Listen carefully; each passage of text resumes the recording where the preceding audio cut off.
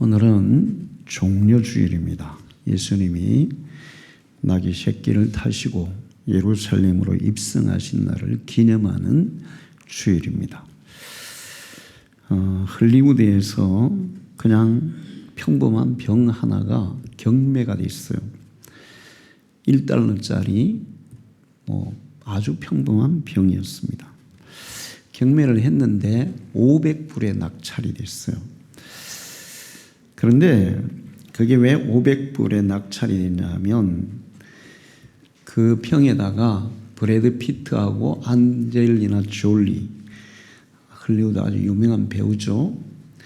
두 배우가 거기에다가 훅 숨을 불어넣었다는 거예요. 그래서 그 병이 500달러에 팔렸다고 합니다. 세계에서 가장 최고가의 경매가를 기록한 작품이 있어요. 다빈치의 작품인데 구세주라는 작품이에요. 그게 얼마에 경매가 됐냐면 4억 5,030만 달러. 그 우리나라 돈으로 환산하면 5,600억 정도 돼요. 그 작품 하나가 4억 5,030만 달러에 경매가 됐어요. 보통 이렇게 경매에 나오는 물건들 중에 아주 유명한 연예인들이 입었던 옷, 또 그들이 사용했던 장신구, 신발, 가방, 이런 것들을 경매해서 이제 어려운 사람들에게 보내는 그런 경우들이 있어요. 그런데 일반적으로 한 10만 원짜리였으면 그게 500만 원, 1000만 원도 하는 그런 경우들이 있습니다. 똑같은 물건인데 누가 사용했느냐에 따라서 그 가치가 완전히 달라지는 거예요. 그래서 제가 상상을 해봤어요. 이게 만약에 오늘날 경매로 나온다면 얼마 정도에 팔릴까 생각을 했는데 예수님이 타신 나귀예요.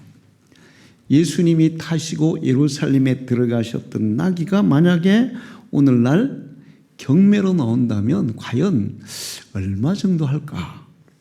요즘 나귀 가격이 쑥나귀는 200만 원, 암나귀는 250만 원, 새끼 나귀는 150만 원 한대요. 예수님 당시에 예수님이 나귀 새끼를 탔잖아요. 그 나귀 새끼는 한 150만 원 정도 하는 거예요. 오늘날 가격으로. 근데 예수님이 타신 나귀 새끼가 경매로 나왔다. 그러면 얼마에 팔릴 것 같아요? 아마 다빈치의 구세주 작품보다도 훨씬 더 비싸게 팔릴 줄로 믿습니다. 만약에 마리아가 예수님의 머리에 향유를 부어드릴 때 깨트렸던 옥합, 그때 향유는 다 썼으니까 그 입구가 깨어진 옥합, 이게 만약에 오늘날 경매로 나왔다. 그러면 또 그 가격이 얼마나 되겠어요? 아마 다빈치 작품만큼 그렇게 비싼 가격으로 경매가 될 겁니다. 이 무슨 얘기냐 하면 누가 사용했느냐, 또 어떤 사람이 사용했느냐, 거기에 따라서 이게 그 물건의 가격이 달라진다는 거예요. 그렇다면 우리의 가치는 어떨까 하는 거예요. 우리가 우리 자신을 누구를 위해서 사용되어졌느냐, 거기에 따라서 우리의 가치도 완전히 달라질 줄 믿습니다. 똑같은 나귀예요. 그러나 그 나귀가 예수님이 입성하실 때 사용되었던 나귀라면 그 가치는 돈으로 환산이 안 될 거예요. 만약에 여러분이 이 땅에 사는 동안에 여러분이 나귀 새끼처럼 예수님의 도구로 사용된다면 여러분의 가치는 한없이 올라가게 될 줄 믿습니다. 동물의 가치도 물건의 가치도 누가 사용했느냐 그에 따라 가치가 달라지는데 사람도 마찬가지예요. 만왕의 왕이시고 만주의 주시고 이 우주 만물의 주관자이신 그 예수님께서 여러분을 사용하셨다면 마리아의 옥합, 그 당시에 옥합이 많았겠죠. 근데 그게 예수님을 위해서 사용되어졌을 때 경매로 나온다면 가격이 측정이 안 되는 거예요. 낙이 새끼 150만 원, 요즘 배우기 옛날에는 얼마 했겠어요? 아마 10만 원도 안 했겠지. 그런데 그것이 예수님을 위해서 사용되어졌을 때 그 가치는 값으로 환산이 안 되는 무한한 가치가 있다는 거예요.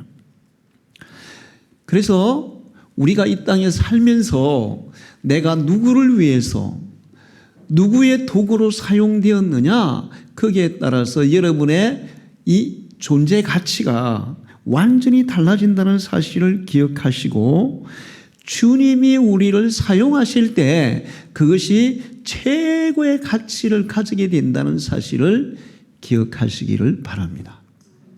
역사적으로 예수 그리스도를 위해서 자기의 일생을 바친 나귀 새끼처럼 나귀 새끼가 그냥 묵묵히 예수님 이렇게 태우고 예루살렘으로 들어갔어요.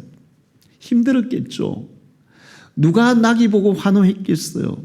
누가 나귀 알아줬겠어요. 아마 예수님만 바라봤을 거예요. 그 당시에 막 이게 찬송하고 막 소리치고 했던 사람들이 나귀는 얼마나 힘들었을까요? 아마 땀을 뻘뻘 흘리면서 그 길을 갔을 거예요. 그런데 그렇게 구세주에게 사용됐기 때문에 나귀의 가치가 그렇게 높아지는 것입니다. 나라를 위해서 사용된 사람도 가치가 높아요. 우리 역사에 나라를 위해서 사용된 사람들이 있죠. 가치가 높아요. 아마 이순신 장군이 썼던 금, 경매로 나오면 어마어마한 돈에 팔릴 겁니다. 세종대왕이 썼던 벼루가 있다면 그거 경매에 나오면 엄청난 가격으로 팔릴 거예요. 그러나 예수님을 태우고 갔던 나귀 새끼가 경매로 나온다면 그 모든 것들을 다 합쳐도 그 가격에는 미치지 못해요. 할렐루야. 여러분이 여러분의 인생을 주를 위해 사용할 때 여러분의 삶의 가치가, 여러분 자신의 가치가 고귀해진다는 사실을 기억하시기를 축원합니다. 많은 사람들이 알아주지 않아요. 고독하고 힘든 경우도 있어요.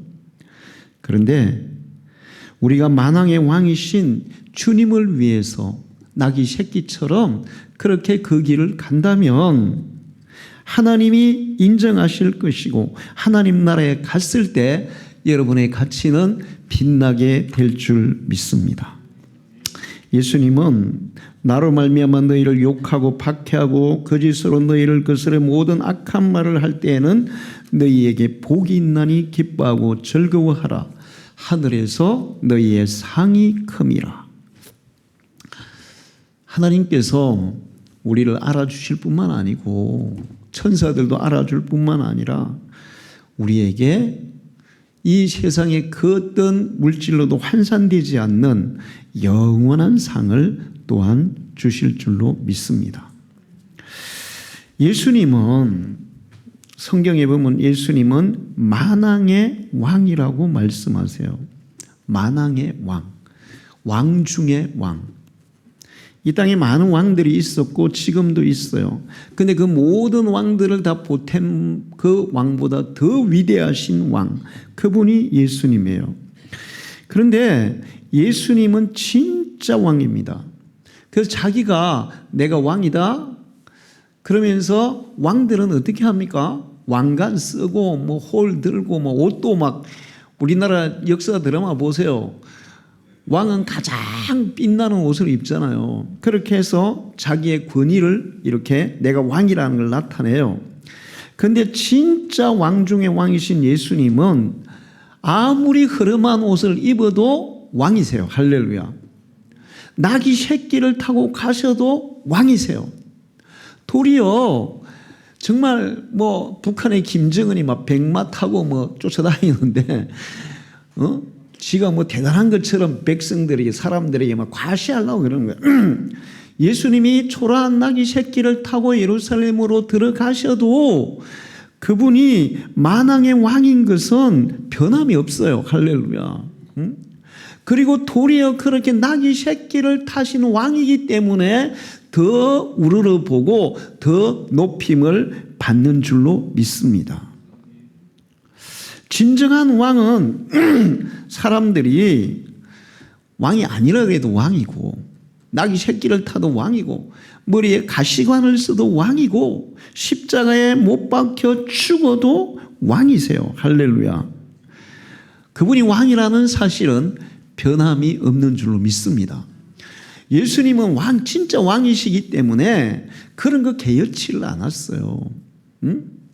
왕들이 사실 있잖아요. 사람들이 다 그런데 자격지심이 있고 열등감이 있고 뭔가 모르게 이렇게 막 그 자신감이 없으면 자기를 가장하기 위해서 더 화려하게 치장을 하고 더 이렇게 뭐 돈을 뭐 팍팍 사람들에게 막 쓰고 그런 그 과장된 행동을 해요. 그거는 그 속에 자기가 그게 아닌데 그것처럼 하려다 보니까 그런 거예요. 예수님은 진짜 왕이시기 때문에 그냥 허름한 옷을 입으시고 나귀를 타시고 가시관을 쓰시고 십자가에 못 박혀 죽어도 그런 거 개의치 않았어요. 그분이 왕인 것은 변함이 없고 그분이 그렇게 하심으로 말미암아 더 우러보는 존귀한 왕이 되신 줄로 믿습니다. 진정한 왕이신 예수님은 사람들에게 자기가 왕이라는 거 뭐 이렇게 뭐 보일 필요도 없어요. 그런데 예수님은 진짜 왕은 어떻게 하는 것이 진짜 왕인지 그거를 사람들에게 보여주고 싶었어요. 진짜 왕.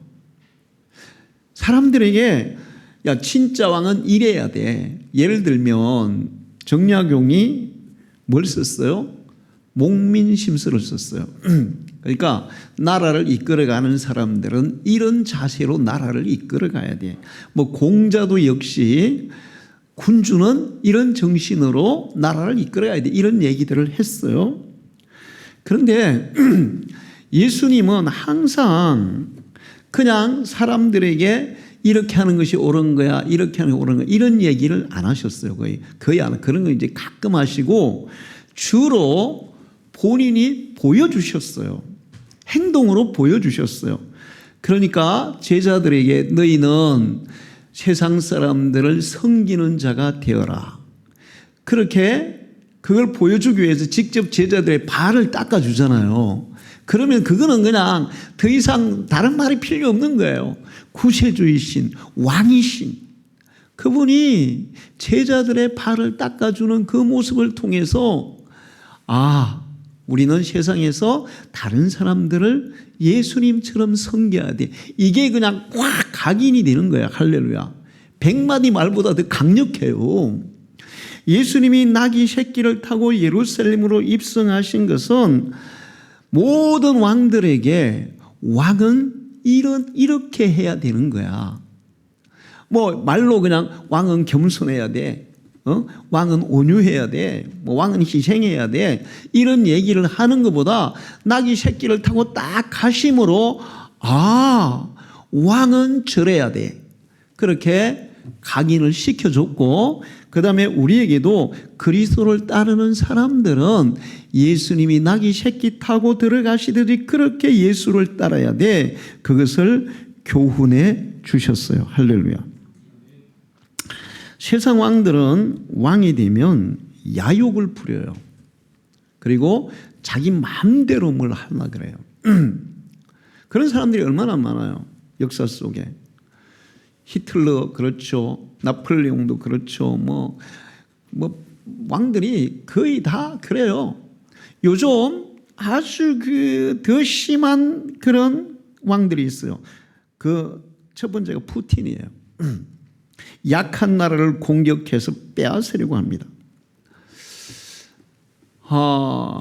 자기의 권세, 자기의 그런 그 국가적인 힘 이런 것들을 이용해서 최대한 막 그거를 과시해서 다른 사람들을 억압하고 있어요. 폭력으로 다른 사람들을 괴롭히고 있어요. 그런데 역사 속의 왕들이 거의 그렇게 남의 나라 좀 이렇게 좀 힘이 있는 그런 왕들은 남의 나라 쳐들어가서 막 빼앗고 괴롭히고 수없이 그런 일이 많았어요. 옛날에 소련은 그 동구권의 많은 나라들을 빼앗아서 공산화시켰어요. 그런데 무력으로 다 점령을 했습니다. 결국에는 다 무너졌어요. 망했어요. 그리고 그 나라들이 다 독립했어요. 예수님이 그렇게 말씀하셨어요. 마태복음 26장 25절에 뭐라고 말씀하시냐면 칼로, 요한복음 18장 37절에 칼로 일어난 자는 칼로 망하느니라. 무력으로 나라를 확장하고 남을 억압하고 자기의 권위를 세우는 사람은 결국 그 나라도 그도 그렇게 망할 것이다. 나폴레옹이 망했어요? 흥했어요? 결국 망했어요. 히틀러가 망했어요? 흥했어요? 결국 망했어요. 다 비참하게 망했어요. 푸틴이 지금 그런 짓을 하고 있고 또 지금 미국의 트럼프도 마찬가지예요. 트럼프는 총과 칼로 다른 나라를 억압하는 게 아니라 관세 폭탄으로 다른 나라를 억압하고 있어요. 저는 트럼프가 그렇게 하면 결국 미국은 세계에서 왕따가 될 거다. 응? 사람들이 계속 미국이 그렇게 해보세요. 우리나라부터도 이제 더 이상 미국하고 이렇게 안 되겠어? 그럼 우리는 중국하고 일본하고 러시아하고 이렇게 더 무역 거래를 활발하게 해야 되겠어. 그렇게 해서 이쪽으로 붙으면 미국한테 절대적으로 손실해요. 유럽도 마찬가지예요. 미국에 딱 등 돌리고 야 이거 안 되겠어. 미국하고 하지 말고 중국하고 한국하고 이런 나라하고 거래해야 되겠어. 미국이 왕따 시켜보세요. 미국도 하루아침에 무너질 수 있습니다. 그것도 모르고 지금 트럼프는 그 미국이 힘쓰다 그게 백악관의 그 대변인들이 있잖아요. 우리나라는 세니까 세계에서 우리나라가 최강대국이니까 경제도 최고 우리가 그 강한 나라니까 우리한테 함부로 못해. 이렇게 공개적으로 막 얘기를 하더라고요. 중국 우리 세계 최강인 나라한테 너 까불지 마. 너가 못 까불어. 막 그렇게 얘기를 하더라고요. 왕들은 주로 그렇게 남을 힘으로 무력으로 막 그런 그 폭력으로 남을 억압하고 점령하고 그렇게 하려고 그래요. 그렇게 하면 그것이 결국에는 자기에게 다 부명하로 돌아와서 자기도 망하고 그 나라도 망하게 되는 겁니다. 예수님은 정말 왕국이 영원하려면 그렇게 왕의 권위, 왕의 그 힘 이런 것들을 내세우는 그러면서 다른 그 사람들을 억압하는 그런 왕이 되면은 안 된다. 그런 나라는 무너질 거고 그런 왕도 넘어질 거다. 왕은 이런 왕이 되어야 된다. 그거를 나귀 새끼를 타고 가시는 것을 통해서 보여주셨어요. 할렐루야. 이렇게 보여주는 것은 100마디 교훈하는 것보다 훨씬 더 효과가 있어요. 그래서 우리가 속담에 그런 말이 있죠. 백문이 불여일견. 100번 듣는 것보다 한 번 보는 게, 모범을 보이는 게 훨씬 더 이 효과가 강력하다는 거예요.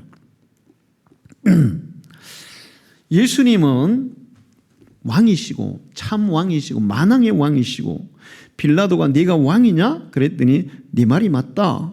그렇게 예수님이 그래 왕이다. 이렇게 얘기해요. 요한계시록에 보면 어린 양은 만주의 주요 만왕의 왕이시므로 계시록 19장 16절에는 그의 다리에 이름을 쓴 것이 있으니 만왕의 왕이요 만주의 주라 하였더라.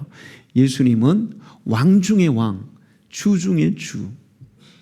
그럼에도 불구하고 낙이 새끼를 타심으로 진짜 왕은 이런 왕이 되어야 한다. 진짜 그리스도를 따르는 사람들은 이런 자세로 따라야 된다. 그것을 보여주신 줄로 믿습니다. 그러면 예수님이 왜 그러면 당나귀를 타셨을까? 그 당시에 주로 사람들이 타고 다니는 동물은 뭐가 있었을까요? 말, 그 다음에 또 뭐가 있었을까요? 낙타, 그 다음에 당나귀, 이런 걸 탔어요. 당나귀인데 어미를 안 타고 또 새끼를 또 타셨어요. 그래서 제가 당나귀가 도대체 어떤 이미지가 있길래 예수님이 이렇게 당나귀를 사용하셨을까 조사를 해봤어요. 옛날에 당나귀는 신과 인간을 연결하는 신성한 동물로 상징이 됐어요. 하나님과 사람을 연결한 신성한 동물. 그래서 여러분 이거 딱 얘기를 듣는 순간에 여러분 머릿속에 뭐 이게 탁 떠올라야 돼요. 성경에 나오는 장면이에요. 뭘까요? 뭘까요? 발람 얘기죠. 바로 그래요. 발람 선지자가 하나님의 말씀을 거역하고 가지 말라는 길을 갈 때 누가 책망해요? 당나귀가 말을 하잖아요. 그러면서 성경에는 이 당나귀가 발람 이 예언자를 책망했다고 말하고 있어요. 아마 이런 그런 그 여러 가지 연유로 인해서 당나귀는 신과 인간을 연결하는 동물이다. 이런 이미지를 가진 것 같아요. 그리고 또 당나귀는 인간이 극복해야 될 고난과 시련을 상징하고 그 고난과 시련을 통해서 내면의 성장을 이루는 것을 나타내는 동물이다. 자, 여러분, 당나귀는 주로 무슨 일을 합니까? 집 나르는 일을 해요. 지금도 거기 저기 네팔 이런 데 보면 집 나를 때 뭐 써요?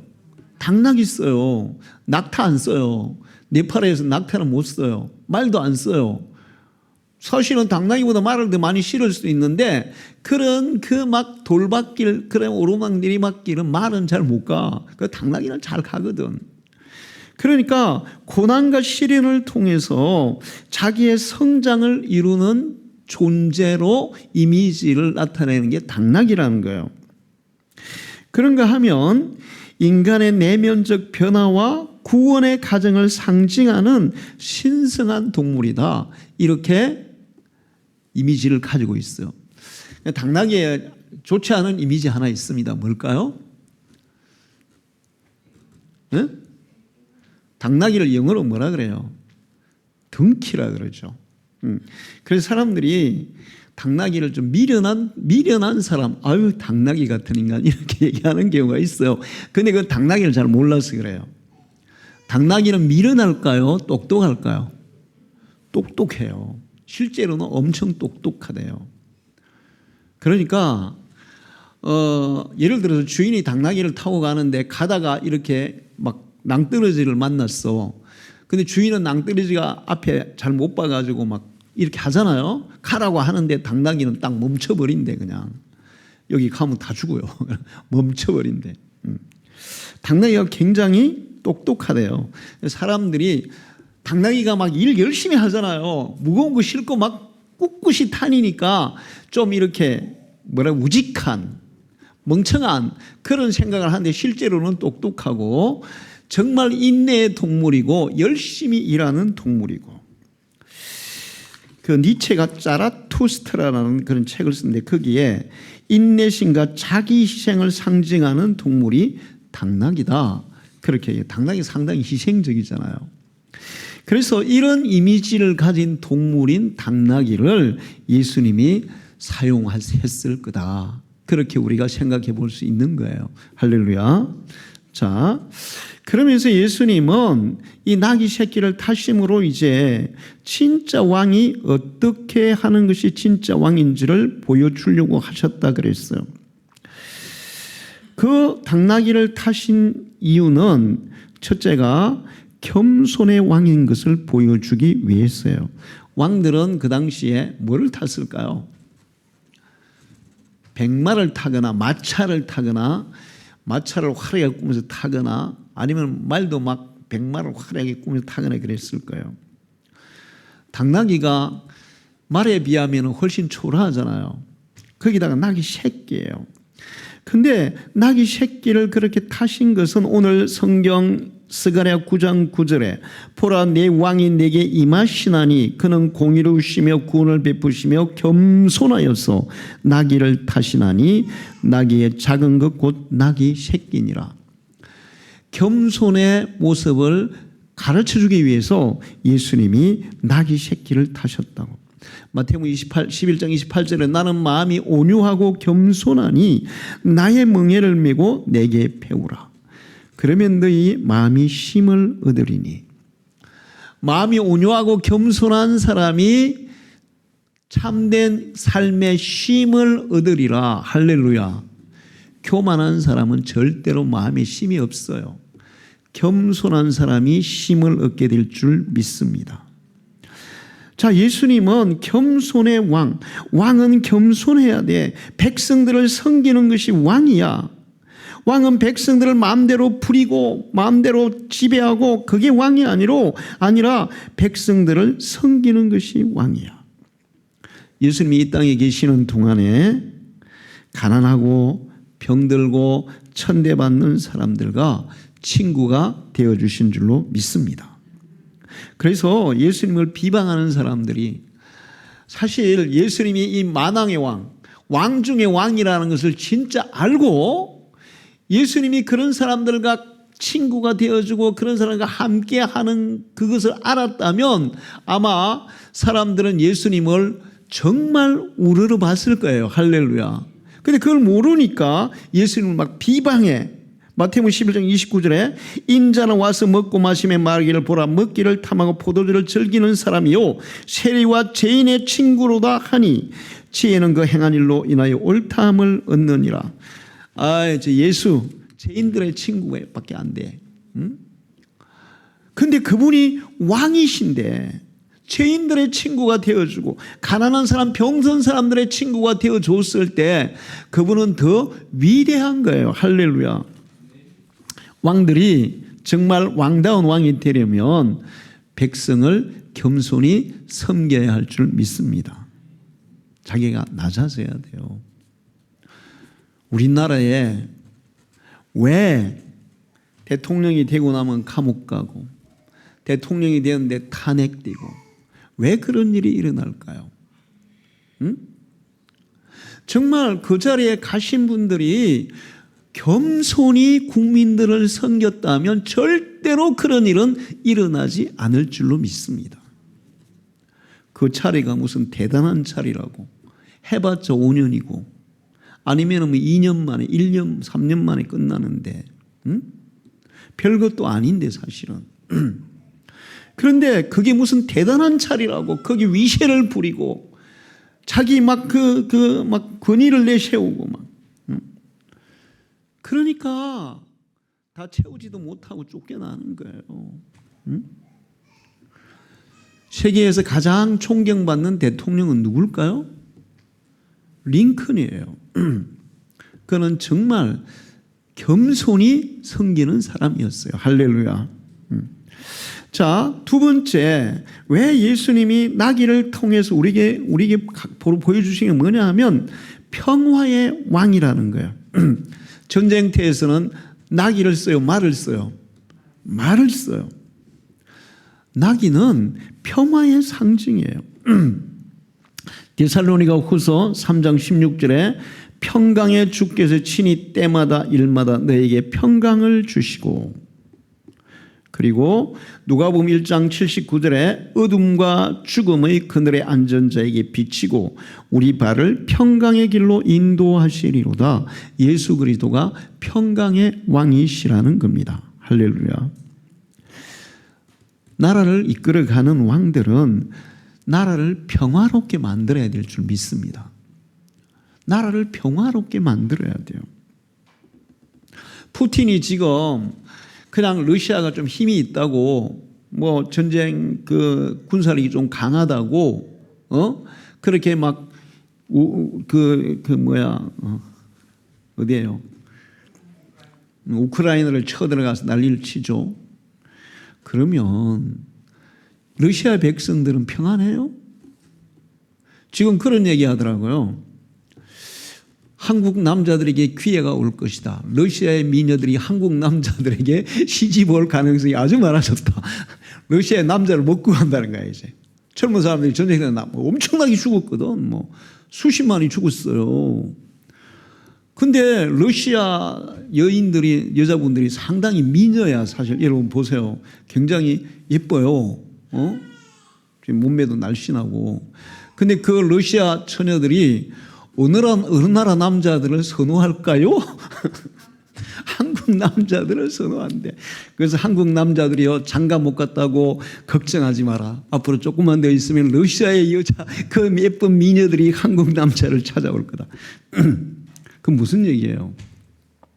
푸틴의 그런 잘못된 선택이 나라를 어지럽히고 나라의 평화를 깨트리고 백성들을 고통 속에 빠뜨리고 있어요. 우크라이나만 고통받는 게 아니에요. 러시아도 고통받는 거예요. 예수님은 왕들은 평화를 이루는 왕이 되어야 된다. 평화를 만드는 왕이 되어야 된다. 그거를 보여주시기 위해 나는 바로 평화를 위해서 이 땅에 왔다. 이거를 보여주기 위해서 나귀 새끼를 타신 줄로 믿습니다. 왕들은 뿐만이 아니라 예수를 따르는 그리스도인들도 평화를 이루는 사람이 되어야 될 줄 믿습니다. 로마서 3장 25절에 이 예수를 하나님이 그의 피로써 믿음으로 말미암는 화목제물로 세웠으니 화목제물, 평화의 제물로 예수님이 오셨다. 자, 세 번째는 예수님은 섬김의 왕이에요. 마태복음 20장 28절에 인자가 온 것은 섬김을 받으려 함이 아니라 도리어 섬기려 하고 자기 목숨을 많은 사람의 대속물로 주려 함이니라. 만왕의 왕이시고 만주의 주, 모든 우주 만물과 또 보이는 세계와 보이지 않는 세계와 영적 세계와 모든 존재들이 다 경배하고 무릎 꿇는 분이 예수님이에요. 섬김을 받아야 마땅하신 분이 예수님이에요. 그런데 그분이 이 땅에 오시고 나귀 새끼를 타신 것은 섬김의 본을 보여주신 거예요. 할렐루야. 왕들은 섬기는 왕이 되어야 될 줄 믿습니다. 예수님이 요한복음 13장 15절에 내가 너에게 행한 것 같이 너희도 행하게 하려 본을 보였노라. 우리도 예수님처럼 섬김의 삶을 실천해야 될 줄 믿습니다.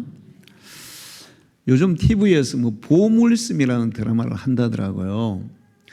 거기에 나오는 주인공, 아주 나쁜 주인공이 있대요. 누구예요? 봐요? 안 봐요? 안 봐요? 저도 잘 못 보는데 그 보물섬의 그 주인공 아주 나쁜 놈, 어마어마하게 진짜 막 보통 나쁜 놈이 아니야. 그런데 염선생이라고 그러더라고. 근데 그 배우가 누구예요? 허준호예요. 허준호. 허준호가 2006년도 주몽이라는 드라마를 했어요. 주몽 엄청 인기가 좋았죠. 그때 허준호가 무슨 역을 했냐면 해모수라는 역을 했어요. 그래가지고 허준호가 완전히 막 떴어. 근데 이 주몽을 하기 전에 허준호는 단칸방에서 굶는 생활을 했대요. 많이 굶었대요. 근데 김자옥 권사가 이 단칸방에서 고생하는 허준호를 찾아갔대요. 이제 허준호에 대해서 조금 더 다른 배우들보다 관심이 더 갔을 거예요. 왜 그러면 그 아버지가 누구예요? 허장강이잖아. 그러니까 그 허장강 씨의 아들이 그렇게 단칸방에서 고생하면서 사는데 그 찾아가서 이 김자옥 권사가 밥도 해주고 고기 사서 구워주고 그렇게 이제 허준호에게 용돈도 주고 했겠죠. 그러면서 이제 김자옥을 따라서 교회로 나온 거예요, 허준호가. 그런데 허장강이가 불교 골수였나 봐요. 근데 이제 허준호도 불교 골수였대. 교회 나오면서도 손에는 염주를 들고 교회 나와서 염주를 굴리고 있었다네. 그래서 김자옥의 그 성경과 사랑 때문에 교회는 나왔지만 믿음은 없은 거예요. 그러다가 이제 주몽이 대박 나는 바람에 이제 엄청 떴어. 그렇게 뜨고 나니까 이제는 뭐 먹고 살만하잖아요. 그러면 이제 어떻게 하겠어요? 믿음 없이 교회 따라다녔으니까 교회 나오겠어요? 안 나오겠어요? 교회 이제 안 나오는 거야. 그러다가 아주 심한 교통사고를 만난 거예요. 교통사고가 나가지고 이제 뭐 치료한다고 시간도 많이 걸리고 치료하고 나서도 이제 뭐 아무것도 안 들어오는 거죠. 아무것도 안 들어오는 거예요. 또다시 이제 어디로 가야 되겠어요? 단가방으로 가야 될 거 아니야. 그런데 진짜 김자옥 권사가 대단한 것 같아요. 그때 김자옥 권사가 뭘 했냐면 마리아라는 뮤지컬을 하고 있었어요. 그런데 허준호를 거기에 캐스팅을 한 거예요. 누구 역으로? 예수님 역으로. 대단하죠? 예수님 역으로 캐스팅을 했대요. 그래가지고 이제 지금 뭐 아무것도 할 일도 없고 뭐 그래가지고 굶을 판인데 거기에 주인공 예수님 역으로 딱 캐스팅이 되니까 막 마음이 어떻게 했어요, 그냥. 근데 그날 김자옥 권사의 옛날에 싸이월드라고 있었죠. 그 계정에 들어가서 이제 싸이월드 친구가 되면 볼 수 있잖아요. 들어가서 이렇게 보니까 거기에 김자옥 권사가 그런 걸 써놨더래요. 20년 동안 기도하여 드디어 허준호를 이렇게 하나님이 사용하시네요. 이렇게 써놨더래. 근데 그걸 딱 읽는 순간에 허준호가 어땠을까요? 그냥 팡팡 울었어. 나같이 이렇게 정말 한심하고 부족한 사람을 하나님이 나를 이렇게 쓰시기 위해서 끝까지 안 버리시고 나를 불러주시네. 응? 그러면서 하나님의 은혜에 대해서도 김자옥 권사의 그 사랑과 섬김에 대해서도 깊은 감동을 받고 변화가 일어난 거예요. 할렐루야. 그 이후로 주인공 역할을 많이 했어요. 이번에는 보물섬에서 진짜 아주 독한 역할을 하는데 진짜 잘하나 보더라고요.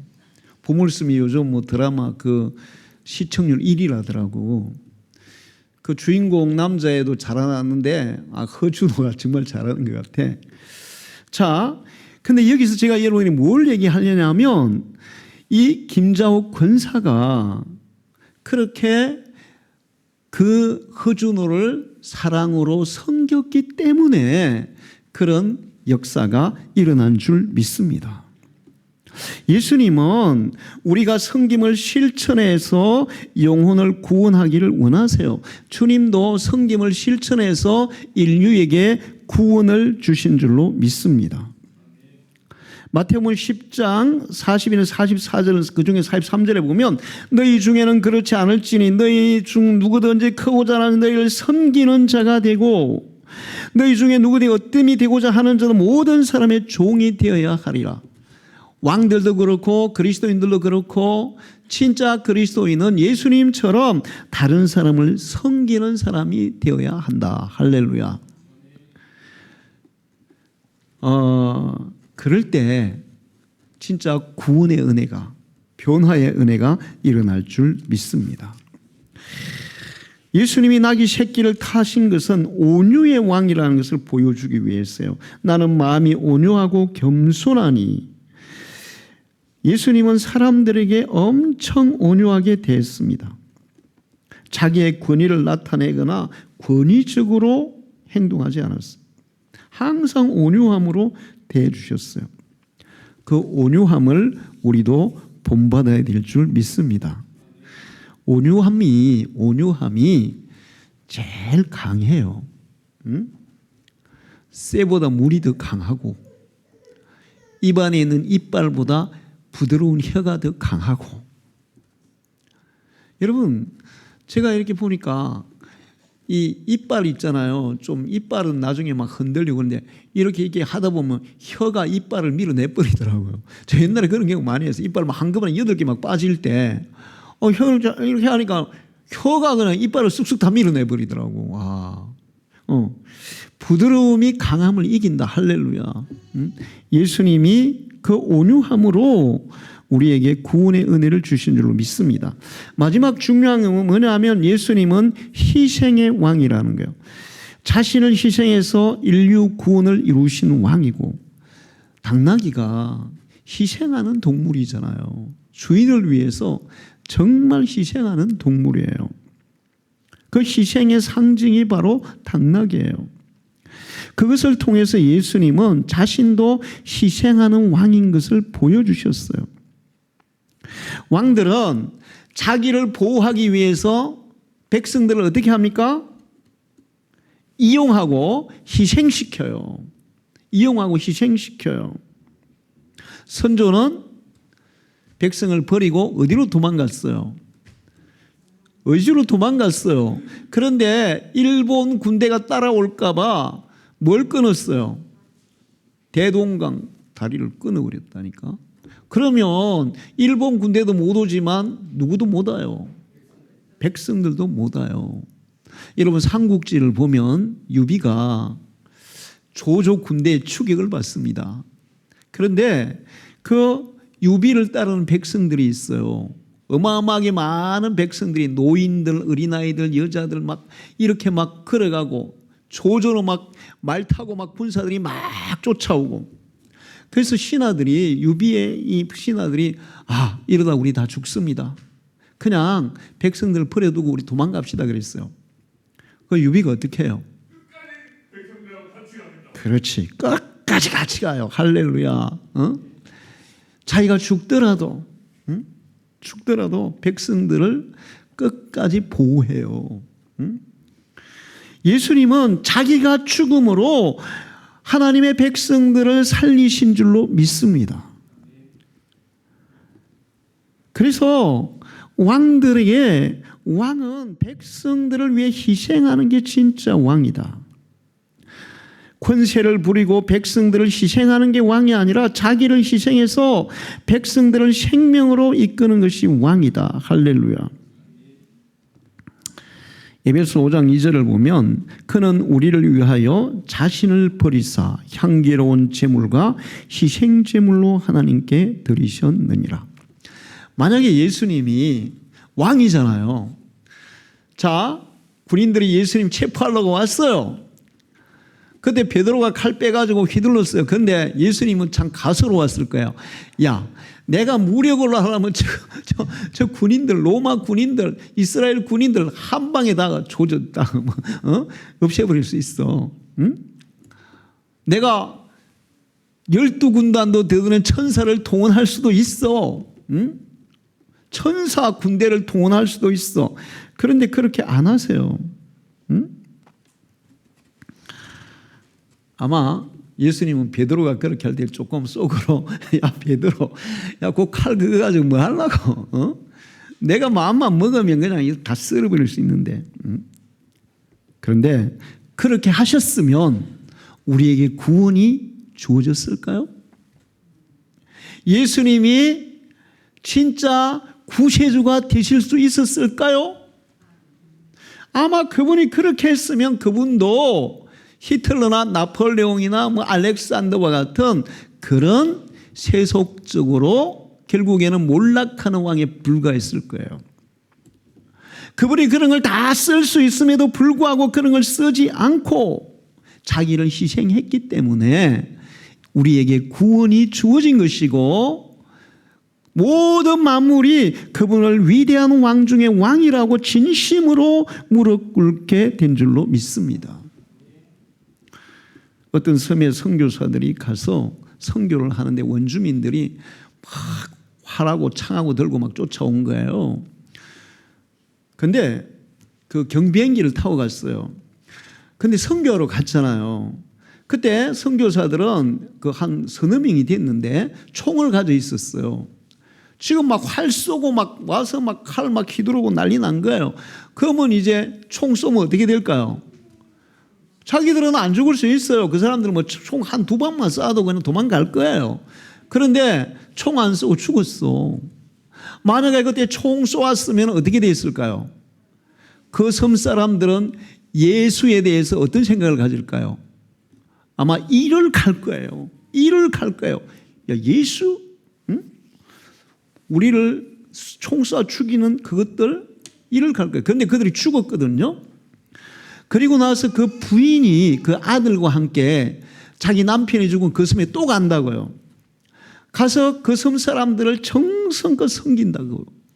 결국에는 그 섬 모든 사람들이 예수를 믿고 구원받은 줄로 믿습니다. 그러니까 무력이나 억압보다 희생이 훨씬 더 강력한 힘을 가졌다는 사실을 기억하시기 바랍니다.